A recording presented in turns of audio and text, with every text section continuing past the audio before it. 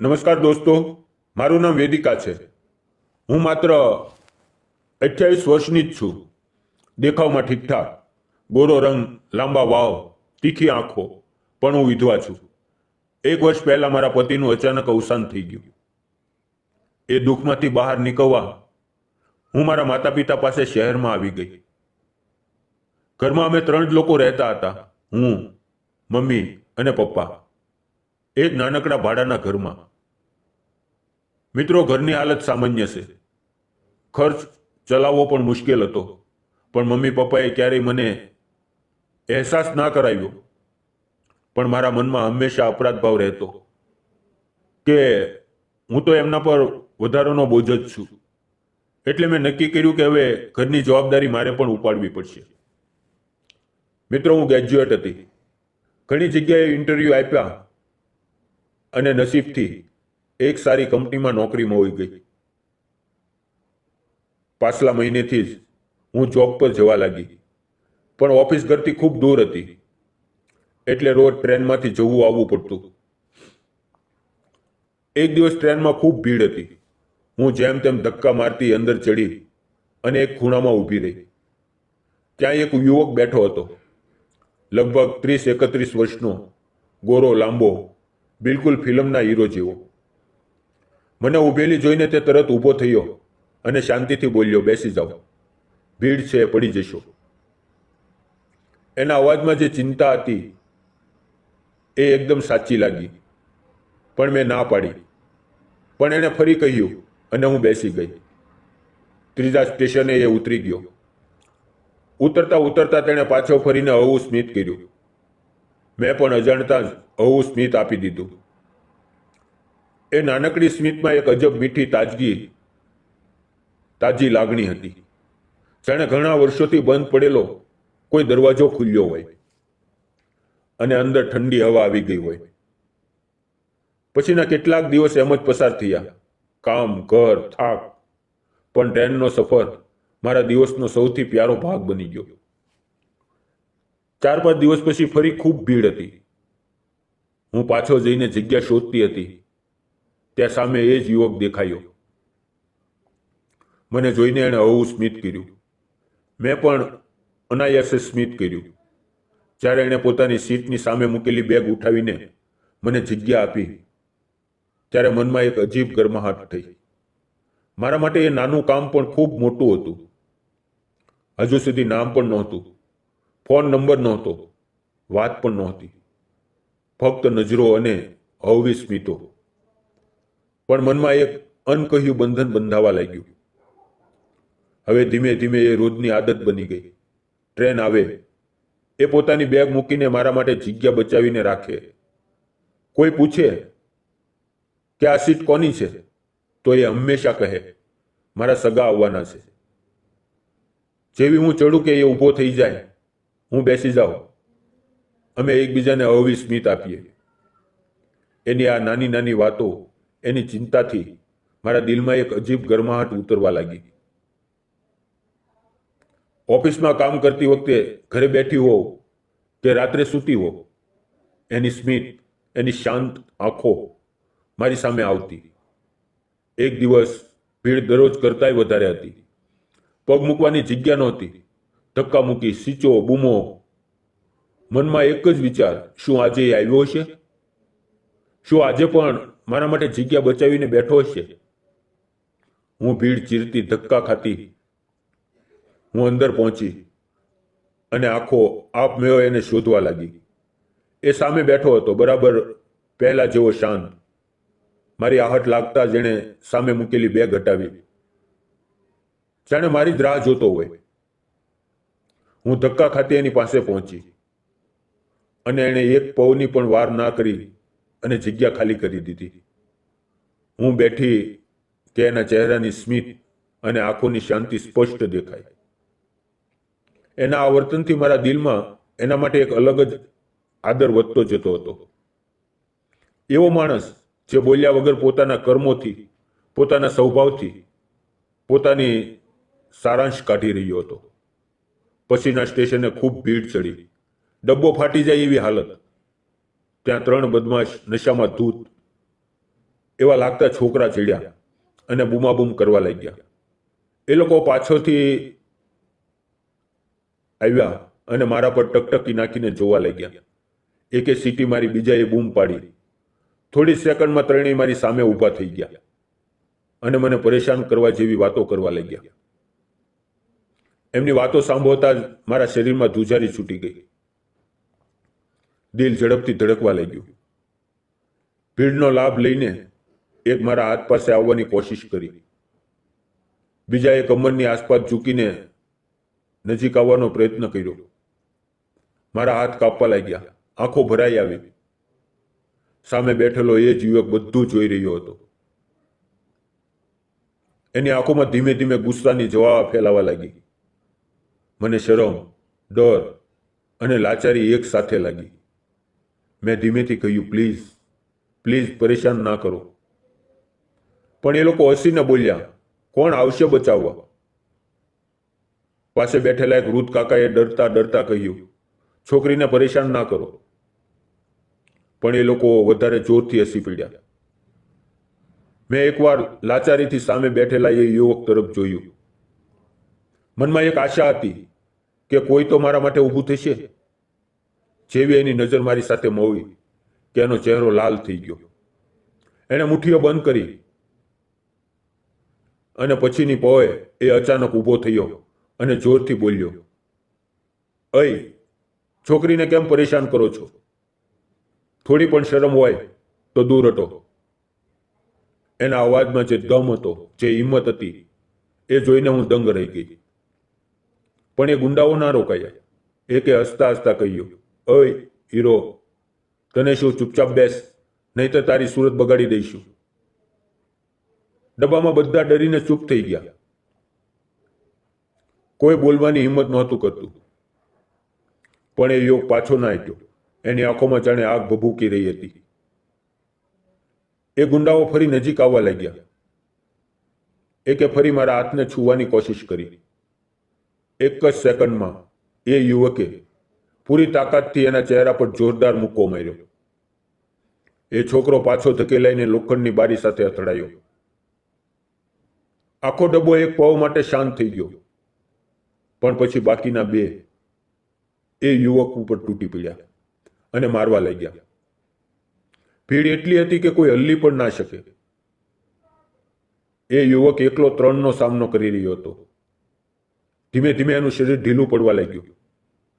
ત્યાં એ જ છોકરો જેને પહેલો મુક્કો લાગ્યો હતો, ગુસ્સાથી કાપતો ઊભો થયો. જેબમાંથી ચમકતી વસ્તુ કાઢી. કોઈ સમજે એ પહેલા એણે ઝૂકીને એ યુવકના પગ પર જોરદાર વાર કર્યો. મારા મોંમાંથી આપમેળે ચીસ નીકળી ગઈ. એના પગમાંથી લોહીનો ધોધ વહેવા લાગ્યો. એ દર્દથી તડપીને પાછો ઢળી પડ્યો. ત્રણેય ગુંડાઓ મોકો જોઈને ભીડમાંથી ગાયબ થઈ ગયા. એ યુવકની તાકાત જવાબ આપી ગઈ અને એ સીટ પરથી લપસીને નીચે પડી ગયો. પગમાંથી લોહી સતત વહી રહ્યું હતું. ગાલ સોજી ગયા હતા. કપાળ પર ઊંડી ઈજા હતી. મારું દિલ એટલું ઝડપથી ધડક્યું કે લાગ્યું હવે બહાર નીકળી આવશે. હું કાપતા હાથે એની તરફ ઝૂકી બેગમાંથી દુપટ્ટો કાઢીને એના જખમ પર ગાંઠ વીંટી દીધી. મારા હાથ લાલ થઈ ગયા. ત્યારે મારા માટે એક જ વાત મહત્વની હતી, એને બચાવવો. એ દર્દમાં મને જોઈ રહ્યો હતો. એની આંખોમાં દર્દ હતું, થાક હતો, પણ એક અજીબ ભરોસો પણ હતો. જાણે કહેતો હોય, તમે છો ને, મને કંઈ નહીં થાય. સ્ટેશન આવ્યું. થોડા લોકોએ કહ્યું, મેડમ, આગલા સ્ટેશને ઉતરી જાઓ, હોસ્પિટલ નજીક છે. એ યુવક દર્દમાંથી બોલ્યો, હું ઠીક છું, જરૂર નથી. પણ એને અવાજમાં દમ નહોતો. ટ્રેન ઊભી રહી. મેં એનો હાથ પકડ્યો, ખંભે હાથ મૂકીને તેને સહારો આપ્યો અને બંને પ્લેટફોર્મ ઉપર ઉતરી પડ્યા. લોકો ઊભા રહીને જોતા હતા, પણ કોઈએ મદદ ના કરી.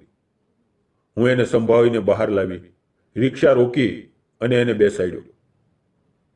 એનો પગ હલતા જ એના ચહેરા પર દર્દની રેખા સ્પષ્ટ દેખાય.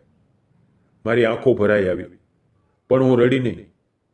એ મને જોઈને ધીમેથી બોલતો રહ્યો, કંઈ નથી થયું, પ્લીઝ પરેશાન ના થા, એના દરેક શબ્દમાં દર્દ હતું અને હિંમત પણ. અમે હોસ્પિટલ પહોંચ્યા. ડોક્ટરે તરત એને અંદર લીધો. ટાંકા લગાવ્યા, પટ્ટી કરી. ડોક્ટરે કહ્યું, ગભરાશો નહીં, હાડકું નથી તૂટ્યું, પણ વાર ઊંડો છે. પછી ડોક્ટરે કહ્યું, બધું ઠીક છે, ઇન્જેક્શન આપી દીધું છે, 2-3 દિવસ પછી ડ્રેસિંગ માટે આવજો. મેં બિલ ભર્યું, દવાઓ લીધી અને હું એના રૂમમાં દોડી ગઈ.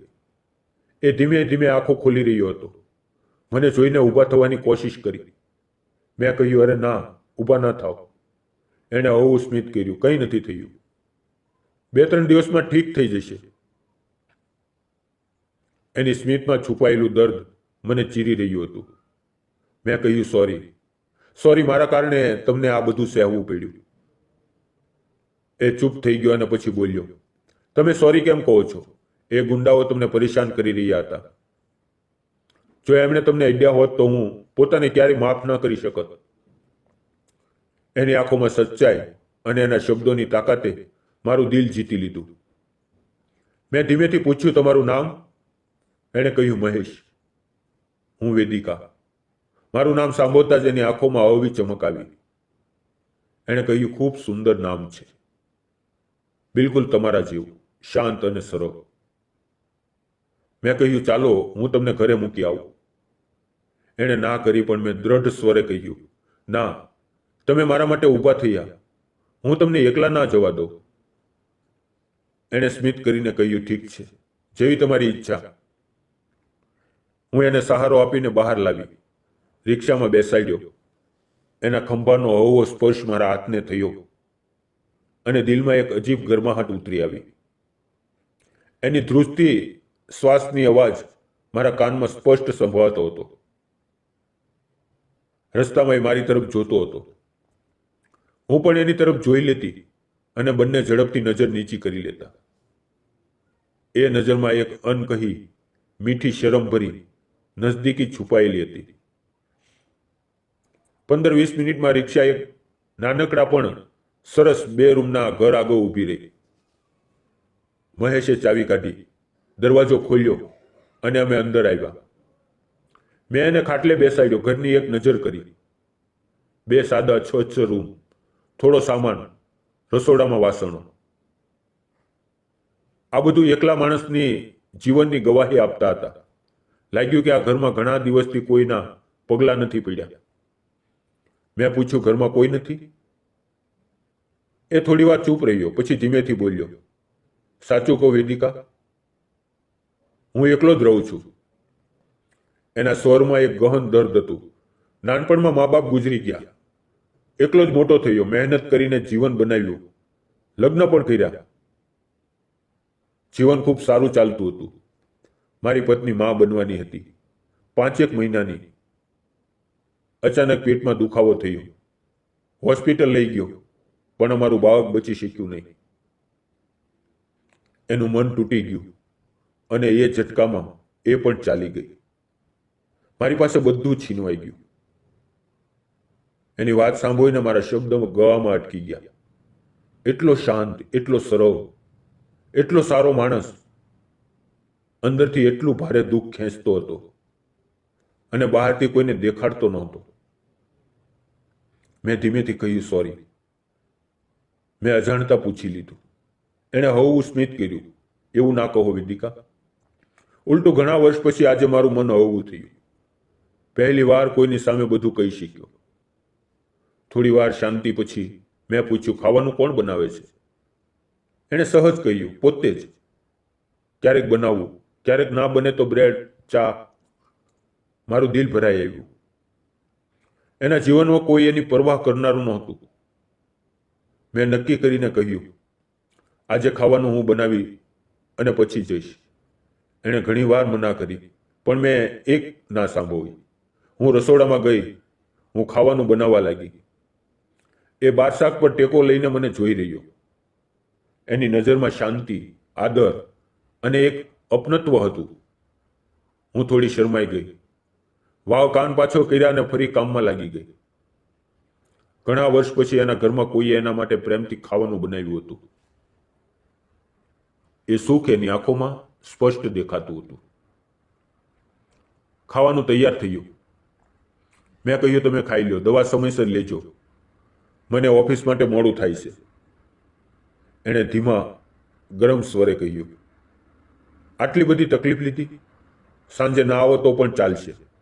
એના સ્વરમાં જે ચિંતા હતી એ મારા દિલમાં ઉતરી ગઈ. મેં એના ચહેરા તરફ જોઈને કહ્યું, ના, હું આવીશ. સાંજે ઓફિસ પછી હું ઘરે આવી. મમ્મી પપ્પા પણ આવી ગયા હતા. મેં તેને બધી વાત કરી.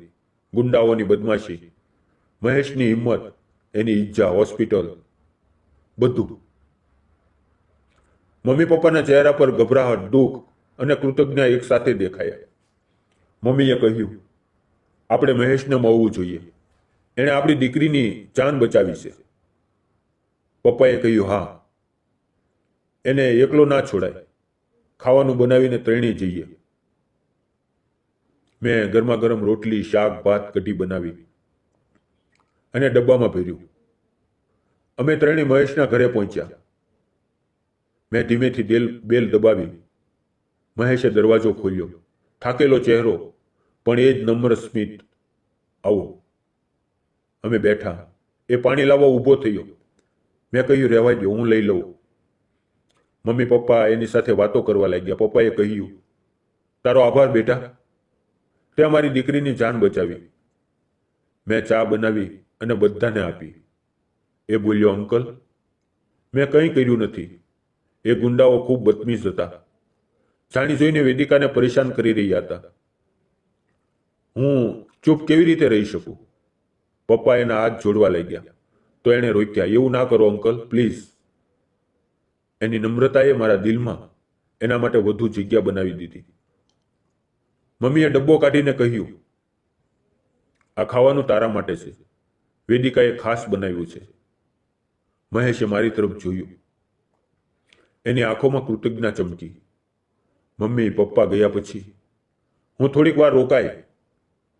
એને થાળીમાં ખાવાનું પીરસીને બોલી, ખાઈ લેજે, દવા સમયસર લેજે, હું કાલે આવીશ. એની હળવી સ્મિત મને ઘણી વાર યાદ રહી. પછીના દિવસોમાં હું રોજ ખાવાનું બનાવીને લઈ જવાનું ચાલુ રાખ્યું. એક દિવસ એણે કહ્યું, કાલથી રોજ ના આવતી, આટલી તકલીફ ના કર. પણ બીજા જ દિવસે ટ્રેનમાં એ પહેલા જેવી જ સીટ પર મારા માટે જગ્યા બનાવીને બેઠો. અમારી નજરોમાં હોય અને એ એક નજરમાં ગહન શાંતિની સ્વીકૃતિ હતી. આ સંબંધ હવે કંઈક બીજું બની રહ્યો છે. આજે મહેશ મારો પતિ છે. એ જ મહેશ જે મારા માટે ટ્રેનમાં જગ્યા બચાવીને રાખતો હતો અને એક દિવસ મારા માટે પોતાનો જીવ જોખમમાં મૂકી દીધો. એણે મને મારું ખોવાયેલું જીવન પાછું આપ્યું અને હું એને મારું બધું આપી દીધું. દોસ્તો, પ્રેમ કોઈને જોઈને નથી થતો. એ તો દિલના ખૂણામાં છુપાયેલી એક નાનકડી ચિંતાથી શરૂ થાય છે અને પછી જીવનભરનો સાથ બની જાય છે. જો તમારી સાથે પણ કોઈ એવી વાત બની હોય તો કોમેન્ટમાં જરૂર લખજો. મિત્રો, વિડીયોને લાઈક, શેર અને ચેનલને સબસ્ક્રાઇબ કરી દેજો. ફરી મળશું નવી વાત સાથે. ત્યાં સુધી ખુશ રહો, પ્રેમ કરતા રહો. મિત્રો, વાર્તામાં આવેલા નામ, પાત્ર અને ઘટના ફક્ત કાલ્પનિક છે. તેનો કોઈ પણ વ્યક્તિ, જાતિ કે ધર્મ સાથે સંબંધ નથી. આ વાર્તા ફક્ત મનોરંજન અને શૈક્ષણિક ઉદ્દેશથી બનાવવામાં આવી હતી. તેને અન્યથા ન જોશો. વિડીયો પૂરો જોવા બદલ આપ સૌ મિત્રોનો દિલથી ધન્યવાદ મિત્રો.